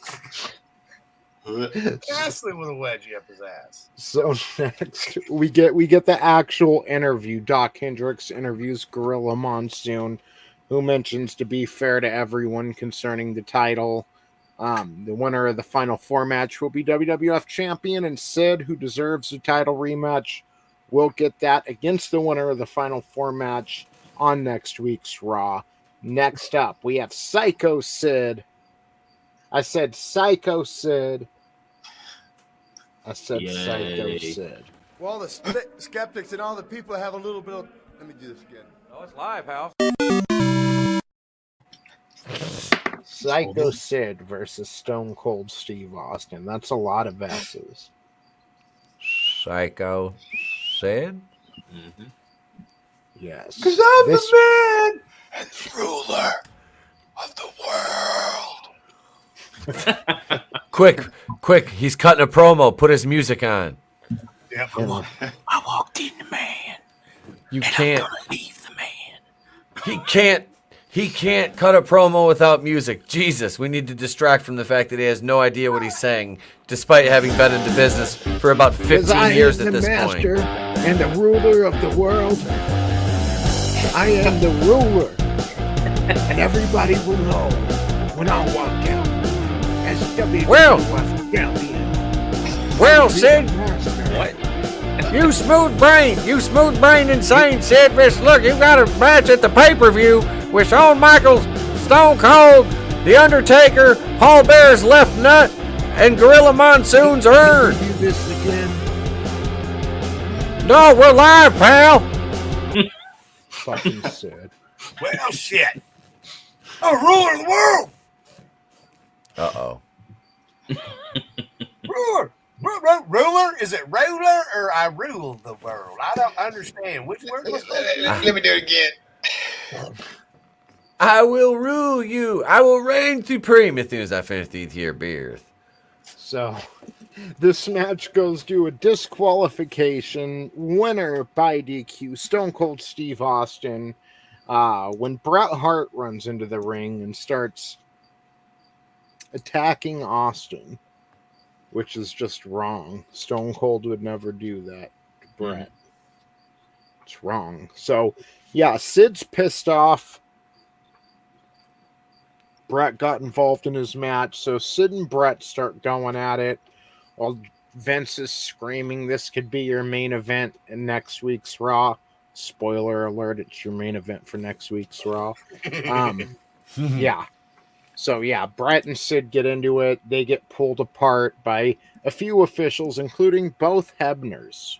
Should we play Both it? Hebners. Yes. In the back, Vader brags about defeating Undertaker, Stone Cold, and soon to be defeated Bret Hart over the past few weeks. Vader is fighting Bret Hart tonight. He thinks his chances in the Final Four match are pretty good. You're wrong, Vader. Yes. That's where you're wrong, kid. Yes. So next up, we actually acknowledge the Tag Team Championship as Owen Hart and Davey Boy Smith defend against Farouk and Crush.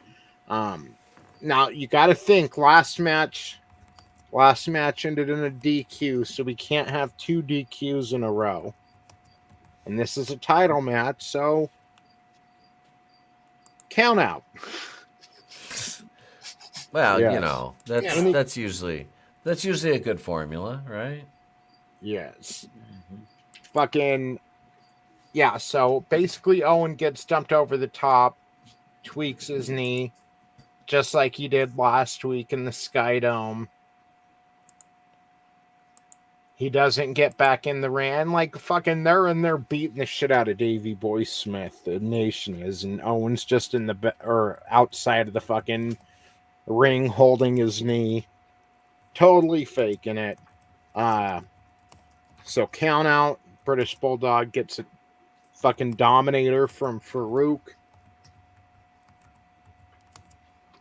And yeah, okay, so kind of looked like it was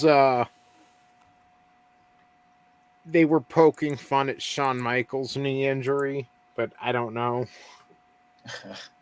But it was like so obviously fake what Owen Hart was doing. Yeah. Yeah. But didn't he do it last week too? Yeah. Yeah, he did. So I don't know. Boring match. It was about how Owen Hart versus, now that he's dead, everyone's favorite wrestler in the world, Owen Hart, and Davey Boy Smith versus Farouk and Crush. It's about what you'd expect from them. Mm-hmm. Yeah. Oh yeah, we got the leg break if you want to see it. Yes. You're the master of the world, but your leg doesn't know it. To watch, we've seen it already. Oh, another angle. Already so many times. Oh. Still just so. Once again isolated. Brutal. The foot. Come in now. Sid Vicious up on top. Oh. Ay, cabrón. Jesus. When you're the master of the world. All right, I don't want to get copyright. They're such dicks. So, are they gonna hit me? It might. Yeah. I think you'll be. I think we'll be good because it was recorded off of TV. It just, hopefully, hopefully they probably have Scott Hudson's voice in the fucking AI. So, whenever you hear Scott Hudson, Drake. So, main event of the evening: Bret Hart versus Vader with Paul Bearer.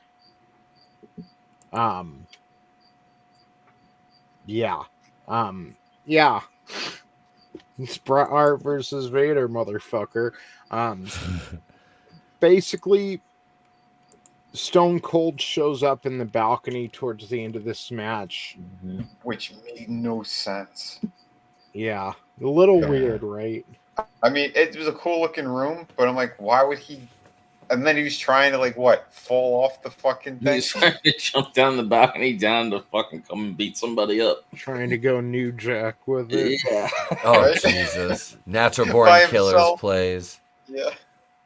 Yeah. Which was so stupid. And then he's cheering on Vader until he fucks up. I gotta say, I keep forgetting about his moonsault. Holy shit, man. That guy, he was able to move for a fat guy. Yeah. Oh, yeah. But yeah, dude, Bret was wrecking him, though. He was putting on a show. Yeah. And he goes to, how did it end? He went to Vader, Salt, missed it, and then Bret pinned him. Yeah. Yeah, because, he hit like that. And he knocked himself out pretty much. Because when that belly hit the mat, he was done. Austin starts to crawl down from the balcony. He's got one leg hanging off and 3 referees holding him. I'm like, what are you going to do? You going to drop 15 feet? Yep. He's Stone Cold, man. But that's at the Hammerstein Ballroom, isn't it? They were in Lowell, Massachusetts tonight in the Memorial Auditorium. That's where they're at. It could have been. It looked like it could have been the Hammerstein Ballroom. It does. Was a small little. Yeah. But it was a tiny room, but it looked good though. I like how they had it laid out. Yeah, the aesthetic of it's really nice. Austin's climbing down the fucking balcony right now with Pat Patterson, really oddly enough, grabbing him from behind. The referees are grabbing his upper body, and Pat's got him by the hips. I don't know why. Parrot had said, which fell faster, Owen Hart or WWF's ratings? It's funny because it's true. Owen was definitely louder. Yeah. Splat. Looked like Stretch Armstrong toy. His bendy legs. He did yell for the guy to get it. He yelled for the referee to get out of the way. So I'm curious if the referee didn't. Would they both have died, or would he have lived? I don't. I bet you the ref would have died.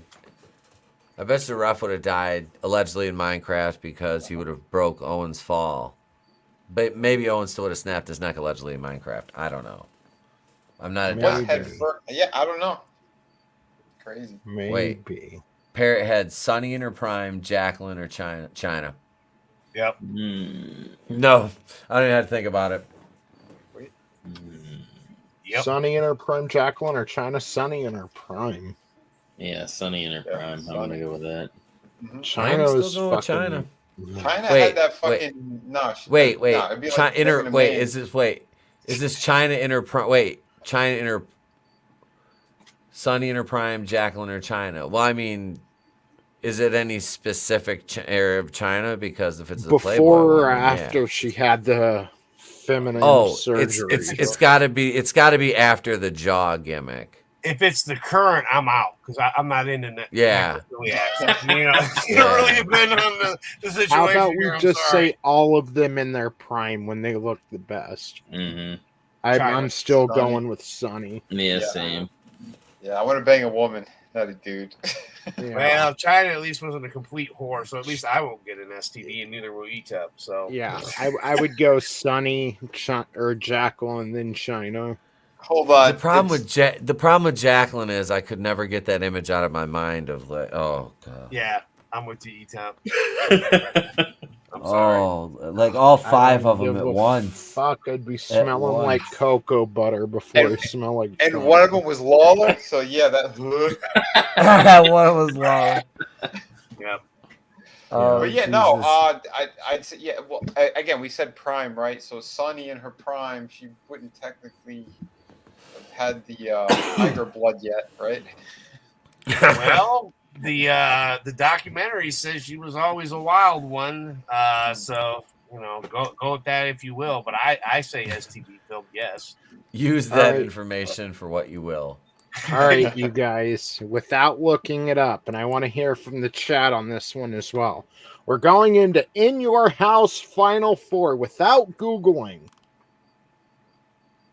Was the sponsor for this show Snickers or Castrol GTX?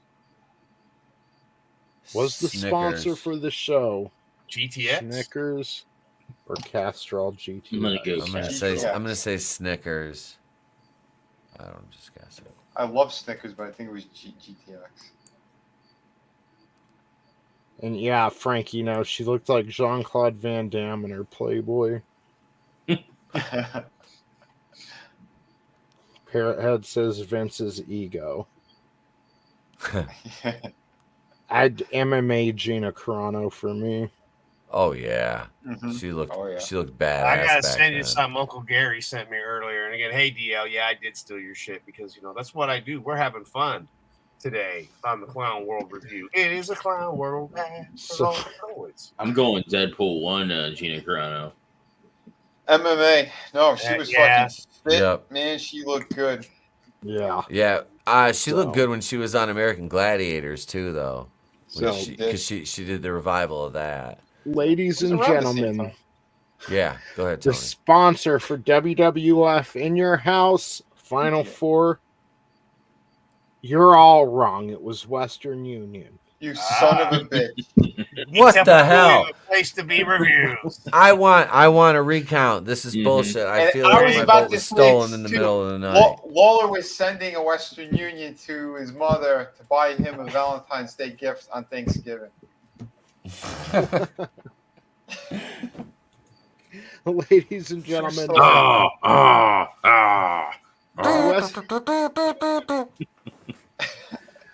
In Your House number 13. I didn't see him down there. He's so small.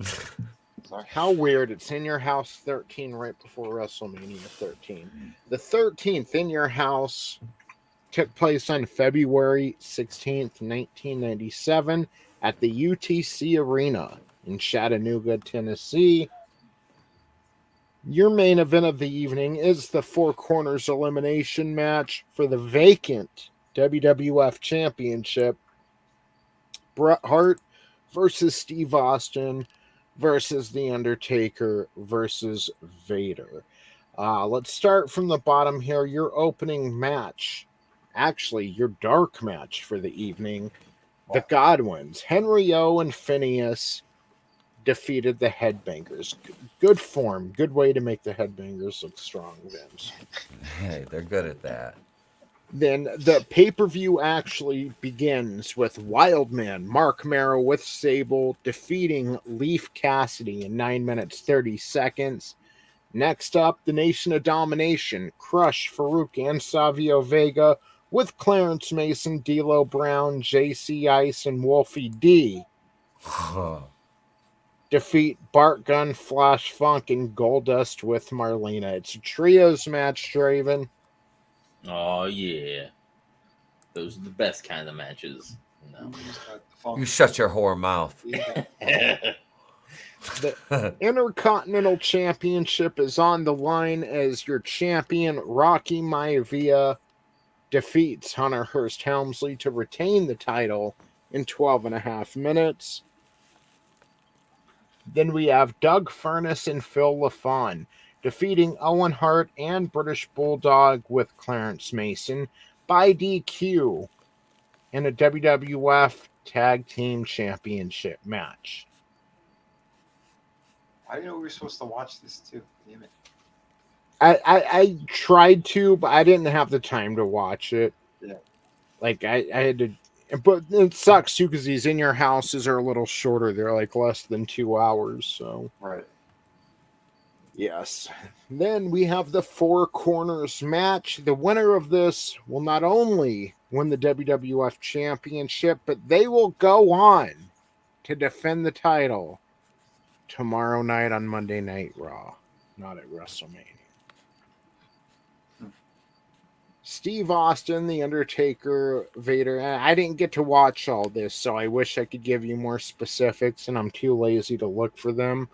What I do know is the rules of this match. You could knock people over the top rope to eliminate them. Huh. And that's what happened. It came down to Bret Hart versus Undertaker. Undertaker was getting ready to tombstone Bret Hart. His back was kind of close to the ropes. And Steve Austin, who had been eliminated, jumped onto the ring apron, grabbed Bret's leg, and pulled Bret off of the Undertaker, and Bret hit his nuts on the top rope. So then Undertaker clotheslined Steve Austin off the he punches Austin. Austin falls, but he stays on the apron. Then he gets back up, and the refs are trying to pull Austin down. It's a big old controversy. So then Taker clotheslines Steve Austin, and then Taker turns around and eats a clothesline from Bret Hart. And Taker goes over the top rope, making Bret Hart a 4-time WWF champion, and he will defend against Psycho Sid tomorrow night on Raw. Yep. Yes. How many times did Sid hold the title for? Twice? I think only twice, but let's take a look at that. Yeah, I mean, that's what I'm thinking. You only had it 2 times, but I'm not 100% on that, so I don't know. Yeah, 2-time. And Okay. the second time is going to be soon, if you know the main event of WrestleMania 13. Mm-hmm. So, yes, the master and ruler of the world is back, baby. The main event of WrestleMania 13, which had been planned for like over a year, was supposed to be Shawn Michaels versus Bret Hart. And that was the whole thing. Bret was Bree. No barks, Bree. No, Frank, that's not for you. It was supposed to tell a long story, of Shawn beats Bret, and then Bret beats Shawn, and it was supposed to be this hallowed rivalry, but Shawn Michaels refused to play ball. So he was acting like Hulk Hogan. Basically. Mm-hmm. Except, Hogan was money. Shawn really wasn't. Shawn was just always losing that smile. Yeah. And then the WWF was in bad times until it stopped revolving around Shawn Michaels, just keeping it real. Yep. Michaels ruined it. He did. I mean, he made it good for smaller guys, sure. But I just didn't buy him as a champ. And, and I get the arrogant turn and all that. But again, look what just happened. And we know what happens in the future as well. So every time he's damn near the pre-CM Punk. Every time he gets the belt, he's hurt and has to give it up. Yeah. Basically. Except at least Punk's. I can't even say at least because I don't know what's better if you fake being hurt like Shawn Michaels or if you're actually getting hurt in every match like CM Punk. Right. Yeah. Yeah. Well, faking it just to get high. I don't know. But again, if he was going to rehab and whatnot, that makes sense. Like, yeah, but one of us can agree about that. But that's the thing with rehab. If you don't want to do it, nothing's going to change, and he never wanted to do it. I kayfabed and oversold an injury to fucking dip out of training for about 3-4 weeks because I legit got fucking sick of it, and I'm like, at this point, like, I'm like, I'll get in, you know, I get in before the show and bump around, but I'm not training for 4 hours before a fucking show to work 2 tapings, you know. So I was like, yeah, I'm like, I'd be like, yeah, I'm not rolling today before the show. My back's a little sore. Fucking promoter's like, well, do you still want to work? I'm like, yeah, I'm good for my match, motherfucker. I'm like, I'm getting paid. I drove here. You know, I'm working my match. I'm just not rolling before the show. Yeah, because that's where most injuries are going to happen anyway. You get a freaky fucking accident like that, and then they mess themselves worse in the ring, and now you have a long-term injury. And plus, that's cutting into my drinking time. Can't have that. No, that a line? God, no. That's alcohol abuse. That's right. Anyway, sorry. No, you're not. I'm sorry. Maybe. I don't know. You don't have a clown face on, so I don't believe you. So, ladies and gentlemen, on this day in wrestling history, September 20th, let's see what's happened. Let's see what's happened in promotions we care about. The European Championship is won by Shawn Michaels in 1997. So, just a little later this year, we're going to see that. The women's cruiserweight title is won by Sugar Sato. Okay. Same day in 1997, the WCW women's title is won by Devil Masami in 1997, and the ECW tag team titles are won by Kronos and New Jack. All on this day in 1997. Busy night for title changes. Cronus was one half of the Eliminators with Saturn. John Cronus. Remember that.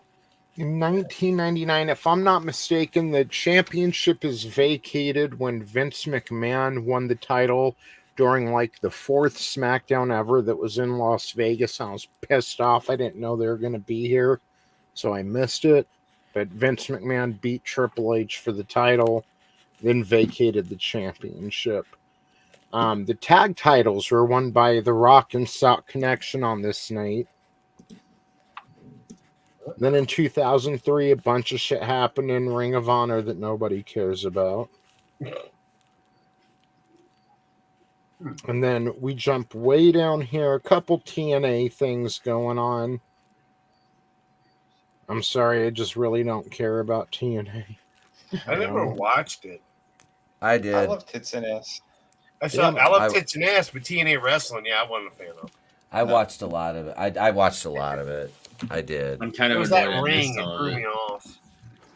It was, some of it was good, but like I really honestly, it was like getting a WCW knockoff from like Dollar General, but it was something that wasn't the Fed. Yeah. John Cena won the United States title on this day in 2015. Kevin Owens, I can't believe he's been in WWE that long, Kevin Owens. He won the Intercontinental title in 2015, and Charlotte won the Divas title on this day in 2015. Some of the pay-per-views of this time, we had WWF One Night Only on this day in 1997. Let's see what that's going to be. That's coming up here in a few months. So this took place in England. Okay, so it's probably not televised. Maybe, but it probably isn't. It's probably like a glorified house show. Hunter Hearst Helmsley defeats Dude Love. Tiger Ali Singh defeats Leif Cassidy. Tag titles are on the line. The Headbangers, who are the champions, defeat Los Boricuas. The Patriot defeats Flash Funk, as it should be. As it should be. What? Dude Love, do we lose Mankind? Yeah. Him and Steve Austin will win the tag titles together later this year. Austin and Dude Love. Legion of Doom, Animal, and Hawk defeat the Godwins. Vader defeats Owen Hart. World Heavyweight title match. The WWF Championship. Bret Hart champion defeats Undertaker. And then your main event, the European title. This is where Shawn Michaels wins the title against British Bulldog. Yeah. In his home. Because it was a pay-per-view. I think you could get it on pay-per-view, but I don't think you took me title shot. Yeah.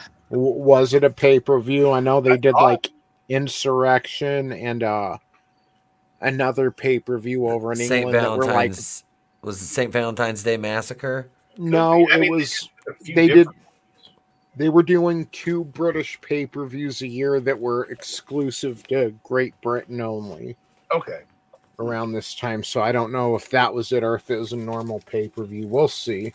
I could have thought with Michaels winning it for some reason we saw it, but that could have just been footage like on Raw. It's been so long, you know. Right. Yeah.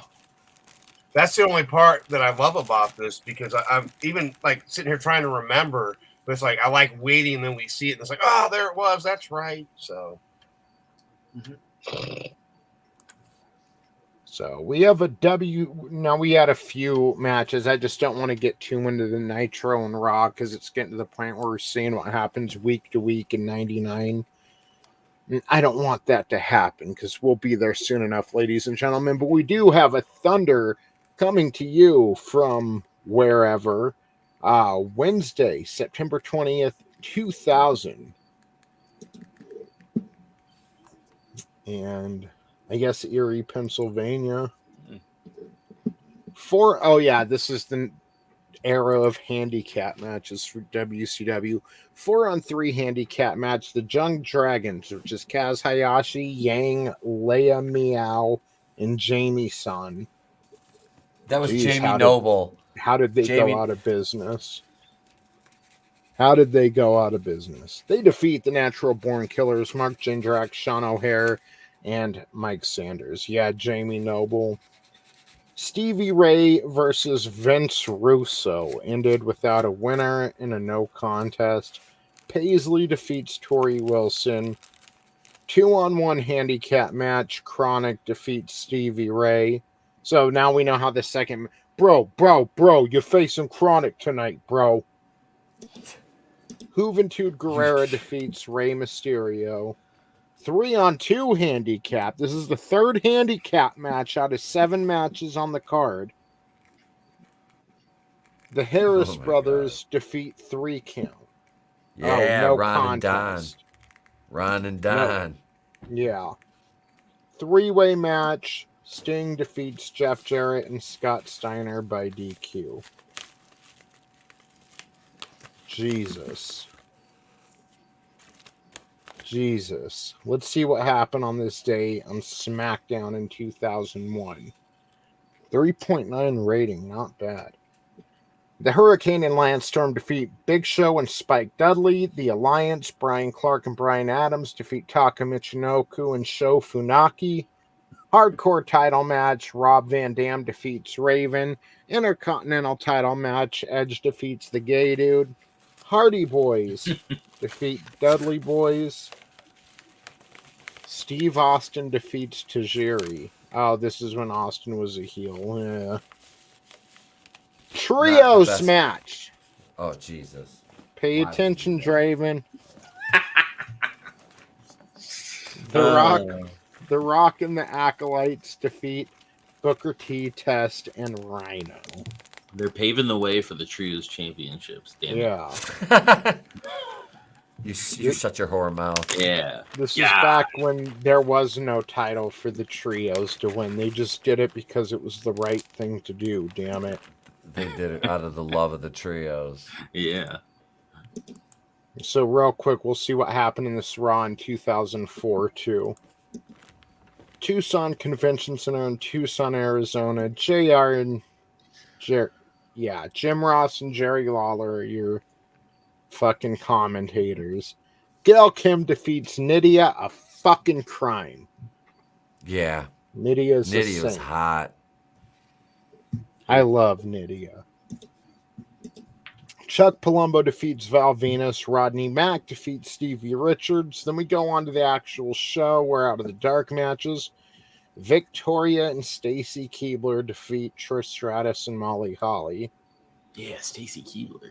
That's a lot of Victoria. And Victoria, yeah. So many yeah. hobbies.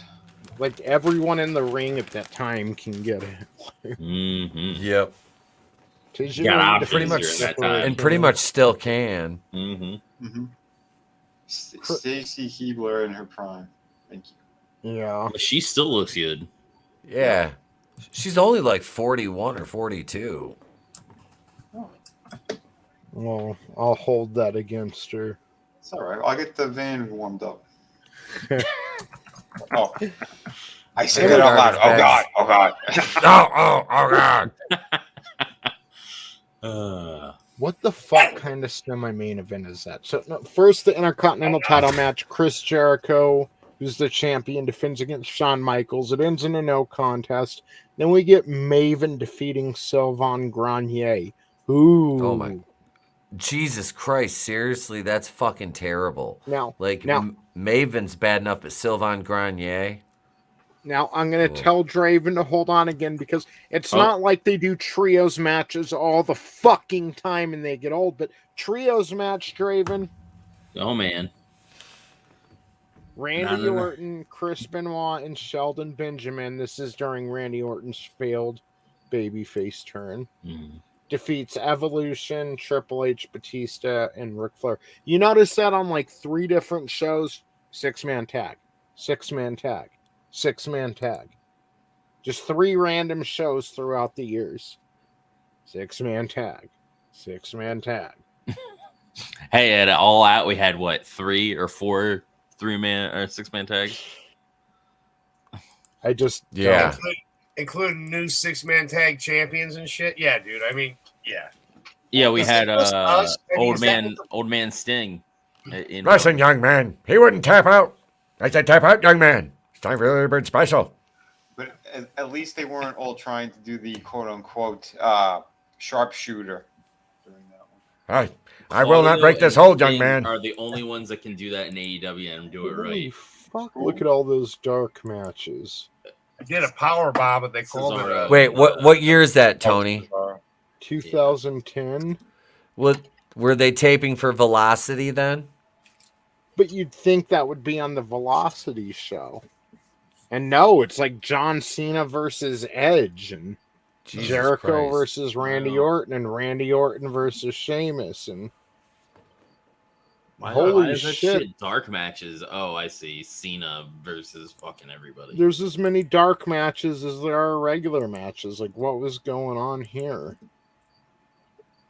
Maybe that, but even then, like I've been to Raw, like the Pipe Bomb Raw with CM Punk. The next week was a holiday, like the 4th of July or something. So they did 2 Raws that night. We saw the Pipe Bomb, and then they pre-taped a Raw, and we got to watch that one too. But that's not a dark match. That's just the results for next week's Raw, you know? Let me see. This is Raw 904, right? Yeah. So let me check Raw 905. Oh, and Dax Hardwood can do the Okay, it sharpshooter is. too. It is matches for the next week's Raw. They were recording matches for Raw? TV shows containing matches of this event, yeah. Who in the fuck would do such a thing? Yeah. Vince McMahon. What a cunt. Some of these were on there, and then some were superstars matches. Yes. Yeah, because they used to do Heat and all that stuff all in the same during like Raw or whatever. Yeah. The dark matches from Raw would be for Heat and stuff like that. I just don't know why they count them as dark matches, but I guess they happened that night, so that's why. Huh. That was the one thing I enjoyed about Raw because you also got those. Yeah, you got your Sunday Night Heat too. For when you went to see a live Raw. Dude, we the one of the Raws we went to at Joe Louis. That's when we got to meet Mark Henry and Jeff Jarrett was being a fucking douchebag, And the fucking main event after that was, it was, who the fuck was it? It was like Undertaker. I want to say it was like Undertaker, Big Show, and Triple H versus like Austin, The Rock, and Kane or something. It was a dark match though, but it was a pretty. I mean, that's a pretty fucking big fucking match. Yeah. But it had to be a fucking trios match. Like Parrot Head, what did the lovely Sherry create? I got it, Tony. I got it. I was fine. waiting. Let me share it. Let me fucking share this here, bud. Where the fuck did it hang on? Okay. I got it right. Yeah. Yep, there it is. Sid's Okay. leg. Yeah, do it live. I just came Here we back go. over here. Sid's leg. That's funny. Oh God. Oh God. Hold still, you fucker. Oh. Come here. Oh, you're hooving me. Oh, your hooves. The Oh, shape oh is God. like I just want to be friends. I'll be gentle. I don't Oh, want to I found ruin you on our friendship. Tinder. I got you on Tinder. I right swiped. Oh God. Oh. Two's not so bad. Oh no. A two's not so Yeah, bad. yeah. I pull the twos and threes, and you get fives. I told him, I said, even twos and fours, you only end up with a 6. I'm doing Scott Steiner math to him, and he just wasn't getting it. I'm like, it's still too low of a bar. What's wrong with you? Yeah, it You is. gotta catch something. It's because you said twos and not dudes. He got confused. Sherry's hilarious. She's a Yep. meme mistress. She needs to make more. Mhm. Uh-huh. That's fantastic. She sent me a couple to one day. She DM'd a couple to me. I was like, holy shit. She's fucking savage. It's great. Nice. That's awesome. Let's go around the horn. Hey, how you doing, everybody? It's me, Scumbag Doomtap. No, Etep. You can find us tomorrow night, me and Tony, and we'll scare up some guests for tomorrow over on Going Rogue. And yeah, we'll have the member stream beforehand. I'll probably drop a video or two tomorrow. Yeah, let's see. Friday, if we're doing Liars, I'll be over there. And we got Saturday night's main event and more videos and things like that. Another She-Hulk. Oh, Jesus Christ. Again. Fuck. I just did. Cut. I removed him. Good. Oh. She-Hulk shit. So I'm gonna review episode, what is it, 75 or 80 of this show. I hate myself, and I just, He has that I'm itch after masochistic. Batwhamming. I Wow. do. I You need do. something I to needed. scratch it. I needed something to be really, really, really fucking bad. Like, at least Batwoman, like, made me laugh how shitty it was. Like, this, I'm just like, oh. And to find out that I made a joke in my last review about Dana Schwartz, and then I didn't even look up to see who the episode was written by, and it was written by Dana fucking Schwartz, and I was like, I knew it. I fucking knew her stank was on that.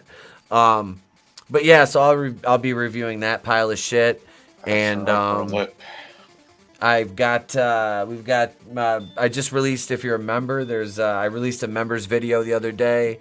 And yeah, I'll have another one of those tomorrow and probably one on Saturday. So yeah, I'm a busy guy. So come on over, subscribe. You just turn the bell on for notifications. There's 2 tiers you can join at. Coming soon, we're gonna offer a 3rd tier.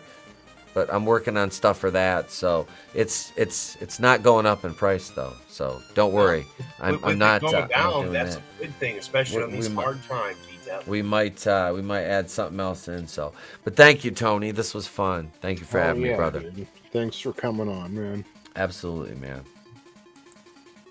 Hey guys, yeah. So tomorrow is on AEW's shows is Grand Slam, so we're gonna have a bunch of potential title transfers and stuff going on.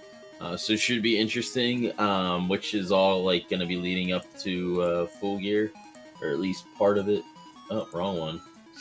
It's gonna lead up into Full Gear, which is Saturday, November 19th. We'll be watching that over on my channel. Was that Otunga? No, it wasn't. It was the Acclaimed.